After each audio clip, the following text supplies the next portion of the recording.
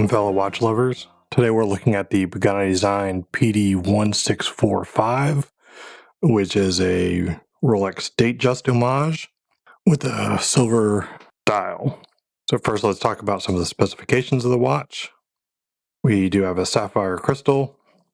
We have a fluted stainless steel bezel, stainless steel case, stainless steel bracelet.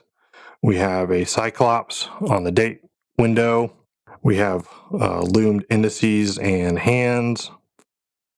The second hand, of course, does not have any loom on it. It's kind of primarily a polished watch. You have polish, case lugs, polish on the sides, polished on the sides of the bracelet, polished on the sides of the clasp, polished in the center link of the bracelet. And we have kind of a flip lock clasp with a milled clasp. We have a slight micro extension here. It is not a glide lock clasp or anything like that, but it's easy to deploy, easy to get that little bit of adjustment on the fly. And I think the size is right for kind of those wrist expansions on a hot summer day.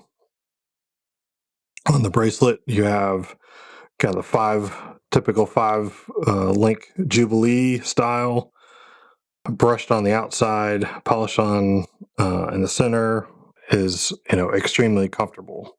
It's not real tight. You can see some play there, but it doesn't feel, to me, overly jangly either, just based upon the way it is. Corners inside here are, a little sharp. Nothing that bothers me personally, but just something, I guess, to be aware of if you're sensitive to that type of thing. It's rated at 100 meters of water resistance.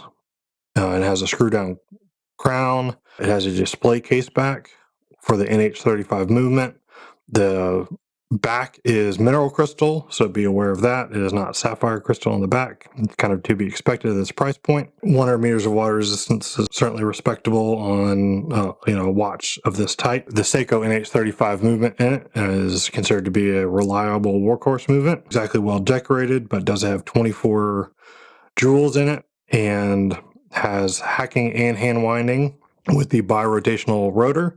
These things tend to keep fairly accurate time too. It's going to be kind of luck of the draw on some of these in terms of how well it's regulated out of the factory, but I'm consistently get some kind of straight from Pagani that are probably in that off 5 seconds a day plus or minus, which I think is really respectable for this type of watch. I find this watch to be one of the most comfortable watches that I have on the wrist. I don't particularly actually really wear this one. Stylistically, it's not one that I find myself going for. I'm not a massive Datejust person. The bezel insert can be a little flashy and showy for me and my taste. Obviously, it certainly looks the part, if you will, and you can understand why these are so popular among Rolex enthusiasts, because of the fact that they really, this design is really so comfortable. It fits against the wrist really well. The Jubilee bracelet, hugging the wrist, having enough flexibility to it to not get bunched up. I would say that the lengths and dimensions that we'll get into make it so that it doesn't really move around a lot on your wrist when you size the bracelet properly. The case dimensions are about 41 millimeters here. The bracelet width appears to be about 20 millimeters. The thickness without the cyclops is under 12 millimeters.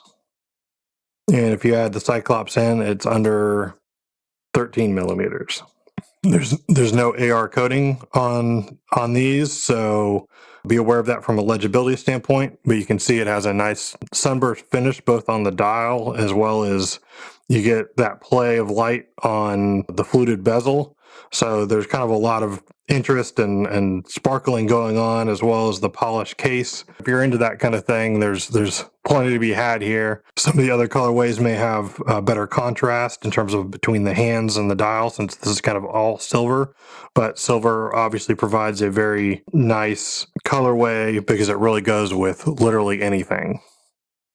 So it's a very versatile watch. I hope you found my review helpful, and if you like this kind of content, please like and subscribe.